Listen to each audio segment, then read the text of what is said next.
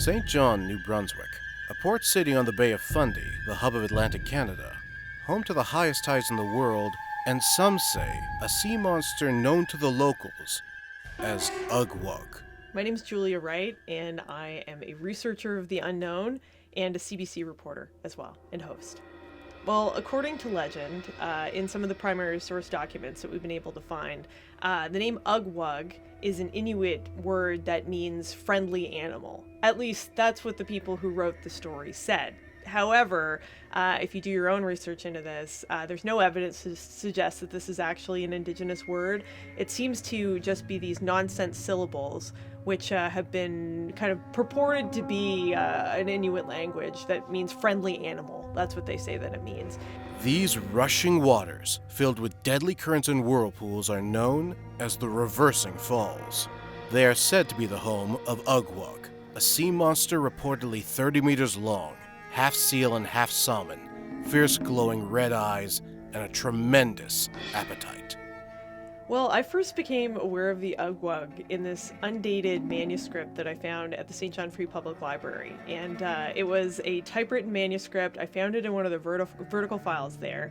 And it had no information about where it came from or when it was written, but it included all these stories about the Ug Wug and some of the legends that surround it. Cultures from all over the world have religious and metaphorical references to supernatural creatures, from the Mayans and their myth of White Chivo, a half-man, half-beast with glowing red eyes, said to prey upon livestock, or the En Nadaha, known to the Egyptians as a female-like spirit who calls men to the waters of the Nile to their death.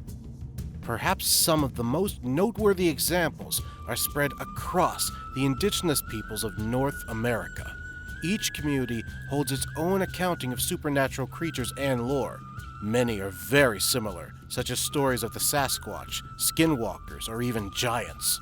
The myths and legends of people tells where they came from, and some of them might not make sense to us today, but there are a lot of truth to the stories that we hear from long ago. And long ago, they would teach people different lessons that they had to learn through life.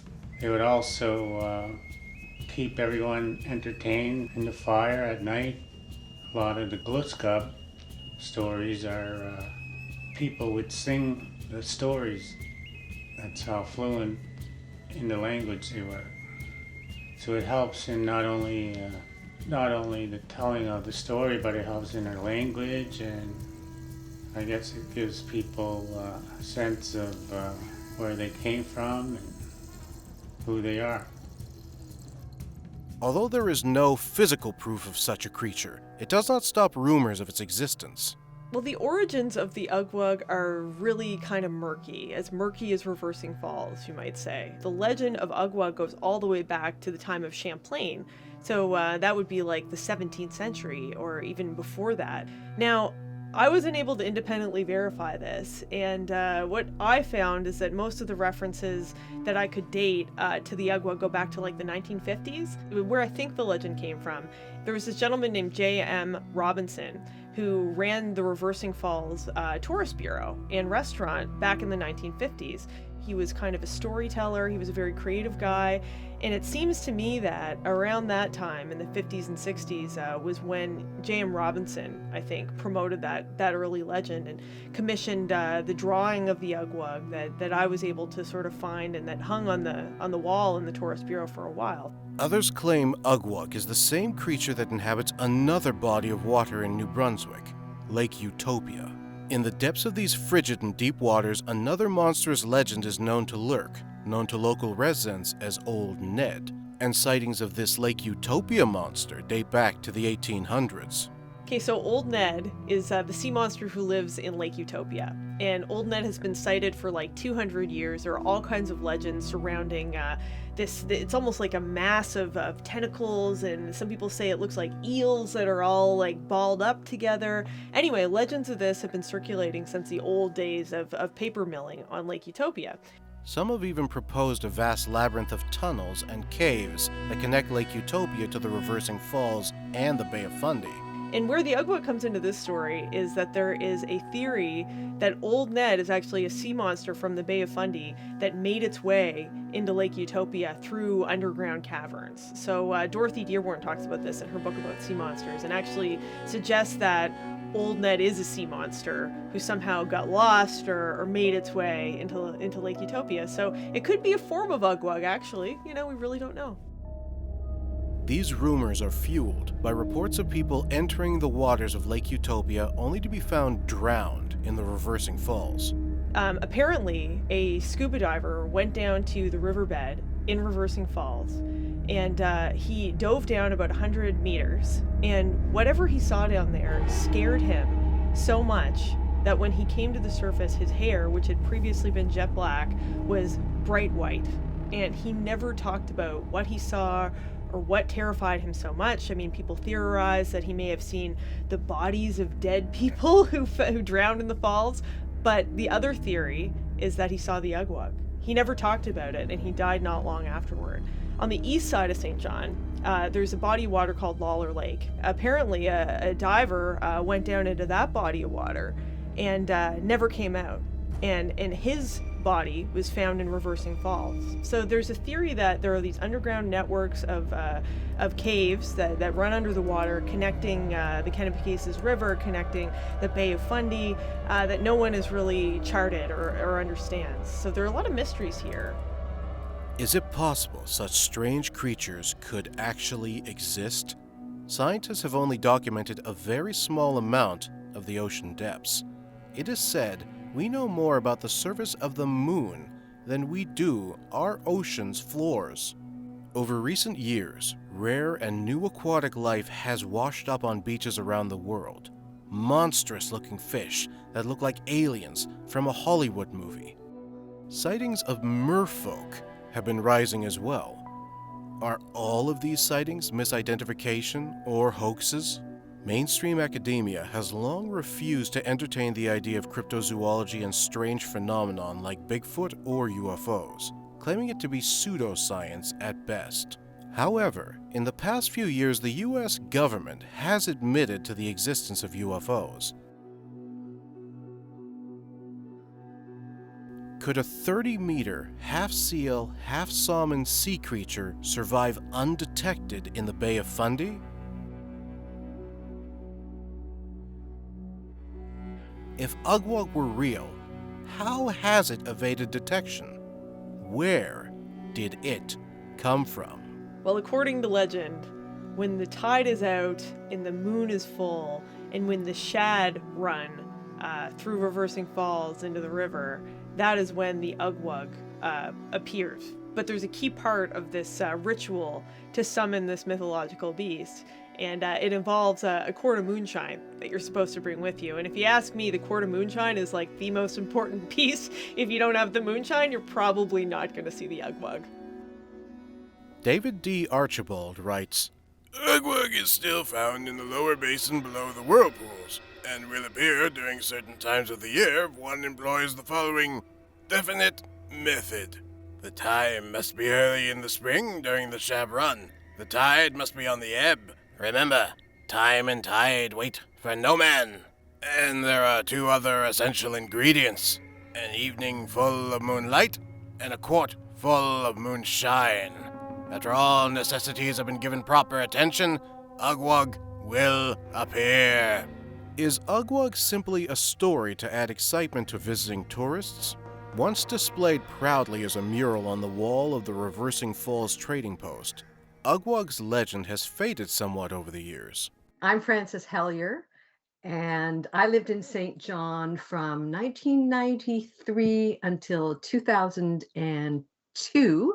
The first time I ever learned about Ug Wug in the research section of the St. John Regional Public Library, and there was a manila folder, and I opened it, and there was an old newspaper clipping, the shape of the animal, and then a legend. And I read it and I thought, well, that's kind of funny. Ug Wug was probably my favorite song to sing. I wrote it. It's a children's song. Don't remember if I ever met a child who knew anything about Ug Wug after they saw one of my shows, they knew Ug Wug. Once upon a time, many years ago, lived a creature, so they say, hidden in the caves of Reversing Falls. Who knows, he may still be there today. Ug Wug, Ug Wug, lies in the sun or he goes for a swim. Ug Wug, Ug Wug, oh, how I wish I could see him. He's partly salmon and partly seal, 30 meters from end to end. Playing in the whirlpools of Reversing Falls, he's a fishy, splishy, splashy friend.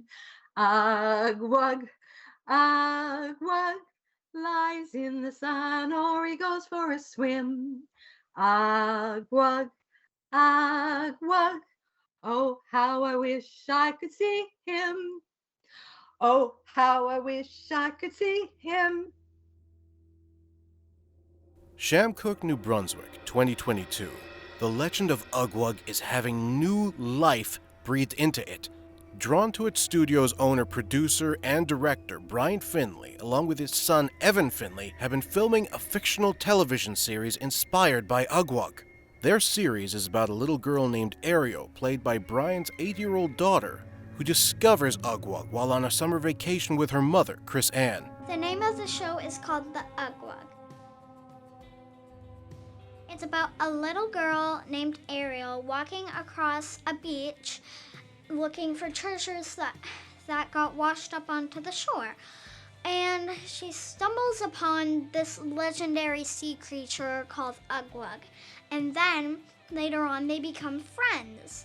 And then the little girl needs to save Ug Wug for being captured in an aquarium so Mr. Green can make money.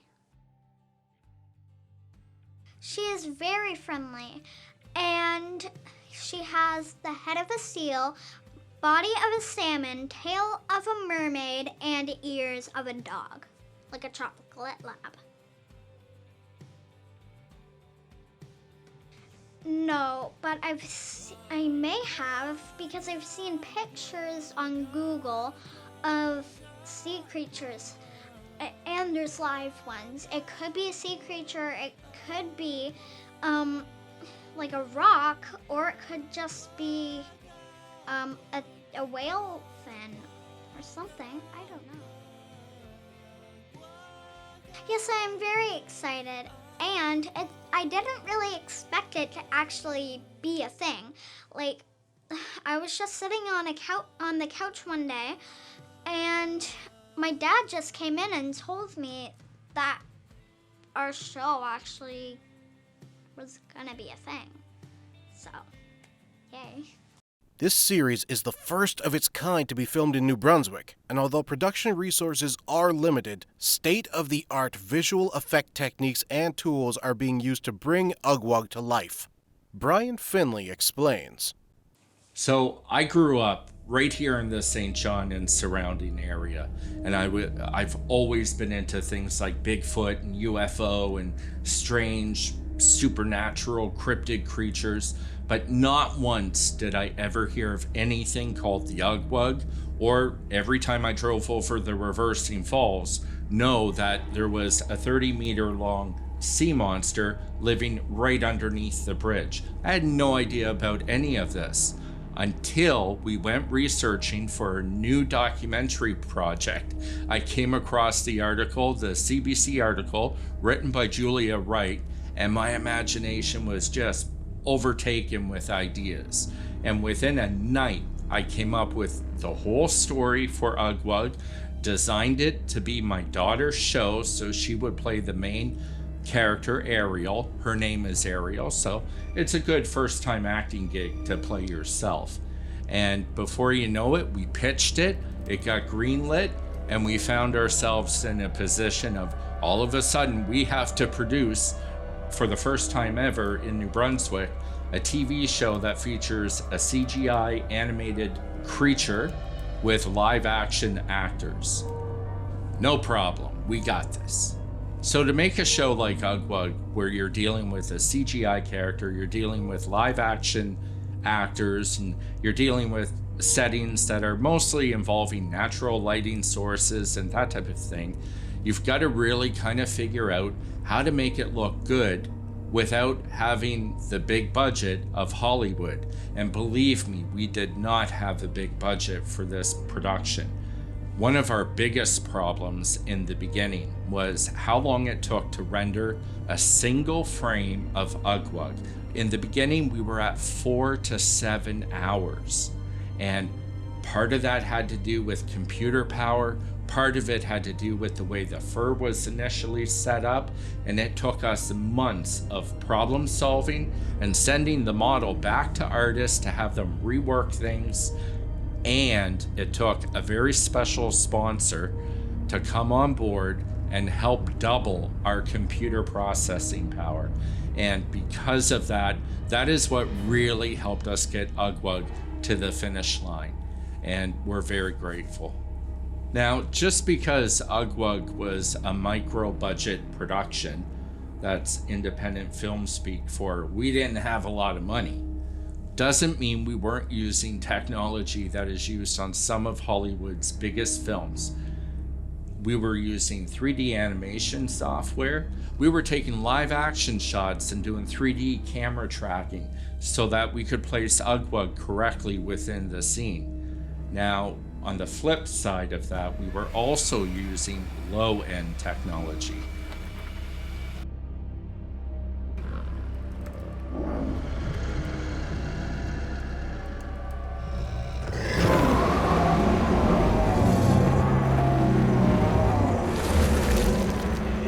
Such as taking a giant sculpted head, you can see it over my shoulder, and we were screwing that on the end of a pole, and we were having the actors, we were sticking it in their face, and that was Ug Wug.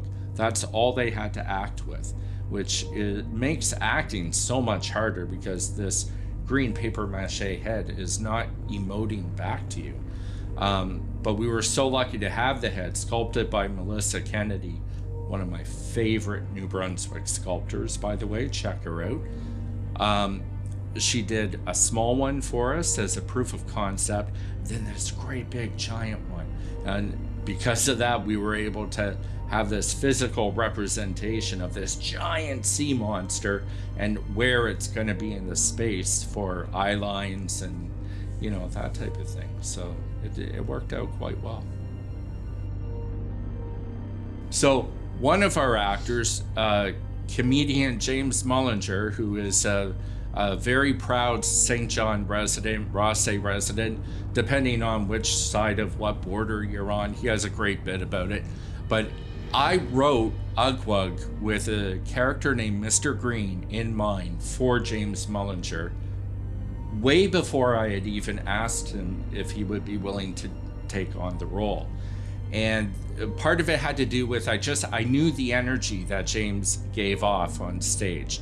And that's what I wanted for Mr. Green, but in a villain kind of sense. And boy, did James deliver. Every day on set, he just showed up with exuding this energy of, you know, I'm gonna capture Ug Wug and make money. You know, he was fantastic. And then we have Ariel, who the show was written for her and had never acted before. And after her first day on set, when she almost wanted to quit because her and I were button heads, we got all that fixed up. And then on her second day on set and every day after, boom, boom, boom, she got through every scene. First time acting, I was so proud of her. And my wife as well, who had never acted and has no interest really being in front of the camera or even being part of this business called show, she agreed to do the role of mom on Ug Wug just because Ariel had basically guilt tripped her into it. And she did a great job too. We got to work with George Paul, who plays Quimu, a monster researcher that is an old friend of Ug Wug and an old friend of Mr. Vanderzee, played by Sheldon Garland. Now, George was great because he brought some of his singing skill to the role, and he helped us find some tremendous, beautiful river spots to film on. And I'm so grateful that we were able to work with him. Sheldon brought such a professional approach to his character as well. He gives off a lot of heart as Mr. Vanderzee, and worked really well off of Ariel. Their scenes were very much like a buddy kind of thing, and that's what I wanted, because in the story they are really part of a special club. They are two people who know about Ug Wug, and not many people do, and they both have one of Ug Wug's scales, and they both wear it as a necklace. And if you watch the show, you find out the Ug Wug is very particular about who she lets find one of her scales. To be honest, I'm really proud of what the crew and the cast and the artists behind the scenes have all come together to make on this micro-budget independent film style production. If you watch it yourself, I think you'll be quite impressed too. It's really quite charming.